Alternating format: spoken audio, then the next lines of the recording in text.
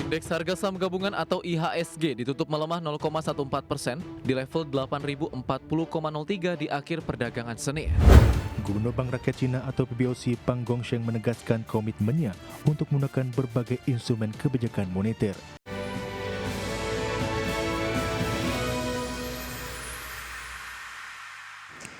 Pemirsa, terima kasih Anda masih bersama kami di Market Pass. Pemirsa, indeks harga saham gabungan ini berbalik melemah usai menguat dengan menembus level intraday tertinggi sepanjang masa di level 8.008 pemirsa di 929 di mana laju IHSG tertahan terbebani oleh pelemahan saham kapitalisasi pasar ataupun besar di Bursa Efek Indonesia. Indeks harga saham gabungan atau IHSG ditutup melemah 0,14% di level 8.040,03 di akhir perdagangan Senin.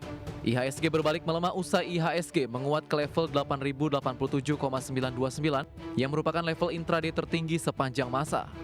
Indeks sektoral dengan kenaikan terbesar sektor perindustrian melesat 2,43%, sektor infrastruktur naik 1,76%, dan sektor transportasi dan logistik menguat 1,29%. Sedangkan indeks sektoral yang melemah sektor keuangan turun 0,27% dan sektor kesehatan koreksi 0,23%. Saham aman ditutup anjlok 8,14% di level Rp7.050 per saham. Saham BBRI ditutup melemah 2,12% di level Rp4.160 per saham. Saham BBCA ditutup melemah 0,96% di level Rp7.725 per saham. Saham Brand ditutup melemah 1,38% di level Rp8.925 per saham. Dan saham BRMS ditutup anjlok 6,15% di level Rp610 per saham. Pekan ini pasar memasuki wilayah yang nampak lebih rapuh. Minimnya sentimen domestik baik dari sisi data ekonomi membuat perhatian investor otomatis beralih ke faktor eksternal. Di Selasa, Amerika Serikat akan mengumumkan PMI Global S&P, manufaktur hingga jasa periode September 2025.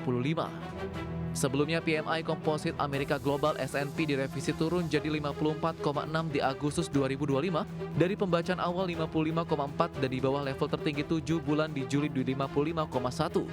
Sementara di akhir pekan Jumat, Amerika akan merilis data inflasi pengeluaran pribadi warga Amerika atau dikenal PCE periode Agustus 2025. Berbagai sumber IDX Channel.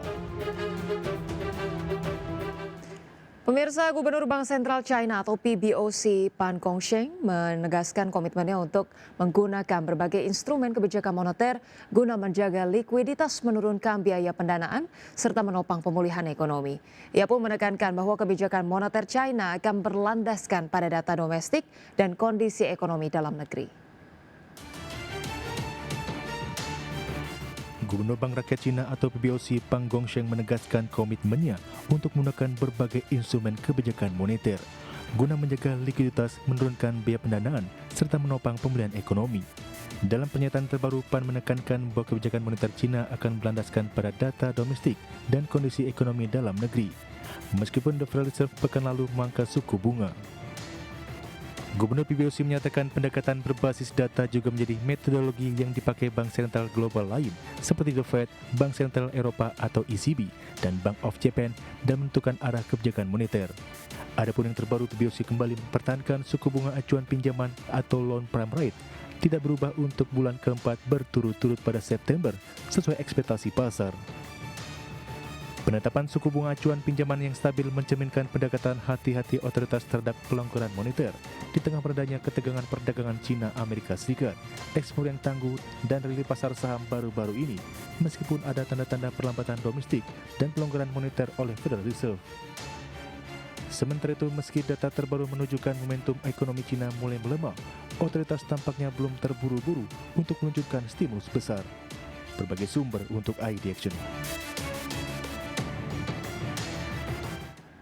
Pemirsa, harga emas melambung hampir 2% dan mencetak rekor tertinggi baru pada perdagangan Senin didorong ekspektasi meningkatnya pemangkasan suku bunga Amerika Serikat serta permintaan aset aman yang berkelanjutan di tengah ketidakpastian geopolitik. Harga emas spot melesat 1,7% ke rekor baru $3.747 Amerika per troy ounce. Sementara emas berjangka Amerika Serikat untuk kontrak pengiriman Desember ditutup menguat 1,9% menjadi $3.775.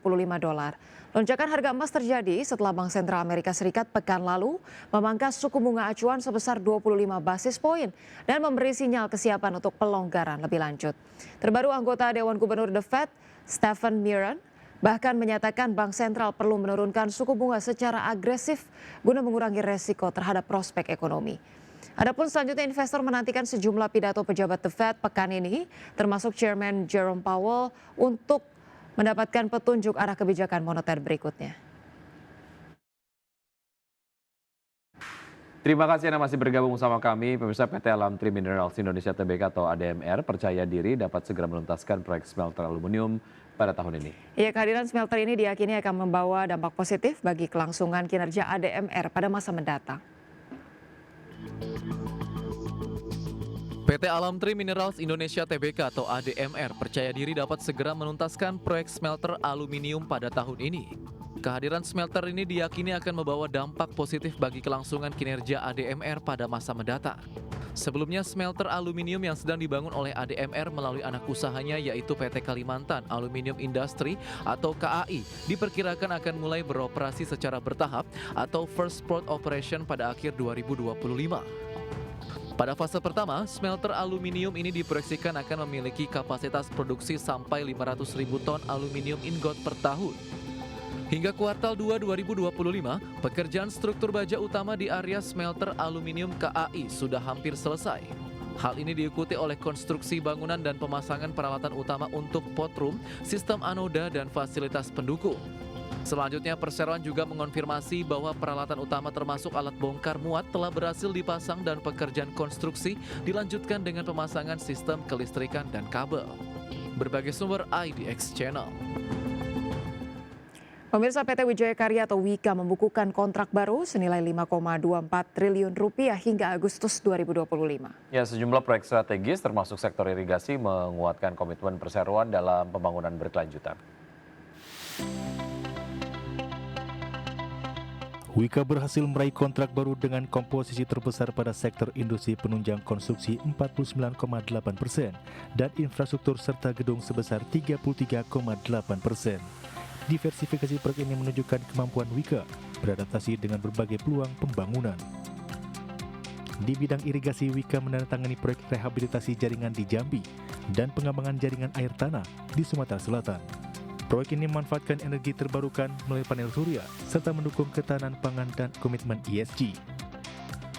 Selain itu, kontrak pembangunan irigasi belimbing di Tangerang dan embung skala kecil di Yogyakarta semakin perkuat peran Wika dalam mengelola sumber daya air.